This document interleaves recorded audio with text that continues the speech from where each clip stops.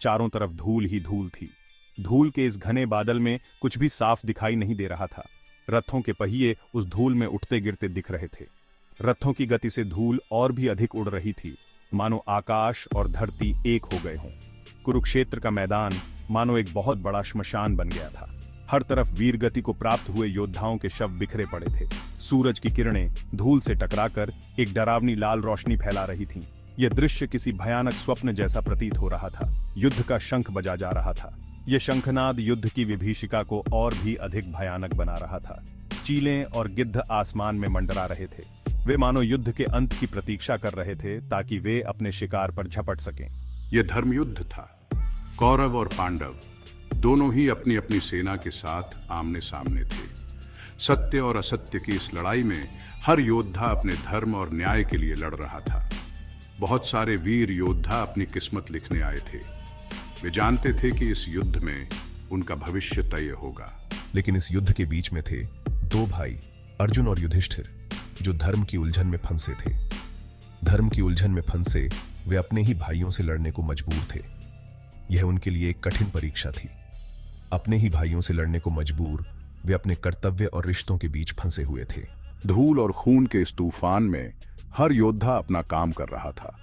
हर योद्धा अपने धर्म का पालन कर रहा था, चाहे वह कितना भी कठिन क्यों ना हो। अपने धर्म का पालन कर रहा था। यह युद्ध केवल बाहरी संघर्ष नहीं था, बल्कि एक आंतरिक संघर्ष भी था जो हर योद्धा के मन में चल रहा था। उस रणभूमि के ठीक बीच में एक रथ शांत खड़ा था। उसके सारथी थे खुद भगवान श्री कृष्ण। पीले वस्त्र पहने, मोर मुकुट लगाए, शंख चक्र गदा लिए वे दिव्य रोशनी से चमक रहे थे। उनकी आंखें बड़ी और गंभीर, मानो इस युद्ध से परे कुछ देख रही थी।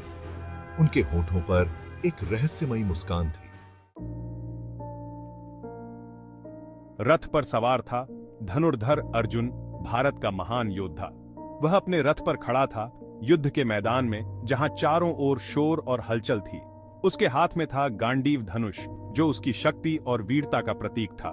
लेकिन उसका चेहरा चिंता और उलझन से भरा था। उसकी आंखों में एक गहरी बेचैनी थी जो उसके मन की स्थिति को दर्शा रही थी। उसके सामने थे उसके अपने ही गुरु द्रोणाचार्य, पितामह भीष्म, जो उसके लिए आदर्श और मार्गदर्शक थे, और उसका प्यारा भाई दुर्योधन, जिसके साथ उसने बचपन बिताया था। क्या धर्म के लिए अपने ही रिश्तों को, अपने ही लोगों को खत्म कर देना सही है? यह सवाल उसके मन में बार बार गूंज रहा था।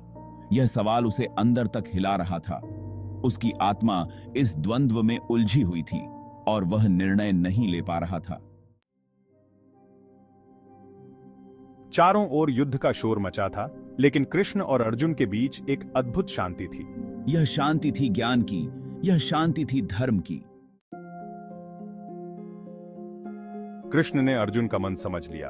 उन्होंने प्यार से लेकिन मजबूती से कहा, हे अर्जुन, यह मोह है जो तुम्हें भ्रमित कर रहा है। क्षत्रिय का धर्म है युद्ध करना, अधर्म के खिलाफ लड़ना। कृष्ण ने अर्जुन को गीता का उपदेश देना शुरू किया। उन्होंने कर्म, धर्म, मोक्ष और आत्मा की अमरता के बारे में बताया। जैसे जैसे कृष्ण बोलते गए, उनके शब्दों में गहरी समझ और शांति थी। अर्जुन का मोह कम होता गया। उसकी आंखों में एक नई चमक आई, जैसे उसे अपने कर्तव्य का बोध हो गया हो। उसके मन में ज्ञान का प्रकाश फैलता गया। उसे समझ में आया कि यह युद्ध केवल एक संघर्ष नहीं, बल्कि एक महान उद्देश्य का हिस्सा था। उसने देखा कि यह युद्ध केवल जमीन के लिए नहीं, बल्कि आत्मा की शुद्धि और धर्म की स्थापना के लिए था। यह युद्ध धर्म और अधर्म के बीच का था, जिसमें विजय सत्य की होनी थी। कुरुक्षेत्र का युद्ध अब केवल एक बाहरी युद्ध नहीं रह गया था। यह अर्जुन के अंदर चल रहे आंतरिक युद्ध का भी प्रतीक बन गया था। अर्जुन के मन में चल रही द्वंद्व की स्थिति अब स्पष्ट हो गई थी। यह युद्ध उसके आत्मा की शांति और सत्य की खोज का प्रतीक बन गया था।